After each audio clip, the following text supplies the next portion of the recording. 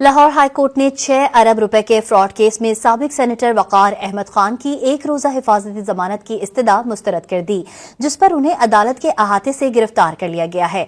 अदालत ने मुलजिम की दरख्वास्त जमानत पर आयद एतराजात बरकरार रखते हुए दरख्वास्त को नाकाबिल समात करार दे दिया था।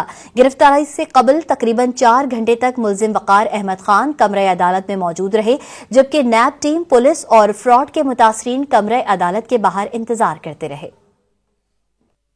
लाहौर हाई कोर्ट ने 6 अरब रुपए के फ्रॉड केस में साबिक सेनेटर वकार अहमद खान की एक रोजा हिफाजती जमानत की इस्तदा मुस्तरद कर दी, जिस पर उन्हें अदालत के अहाते से गिरफ्तार कर लिया गया है।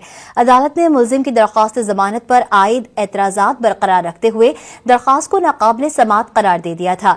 गिरफ्तारी से कबल तकरीबन 4 घंटे तक मुलजिम वकार अहमद खान कमरे अदालत में मौजूद रहे, जबकि नैब टीम, पुलिस और फ्रॉड के मुतासरीन कमरे अदालत के बाहर इंतजार करते रहे।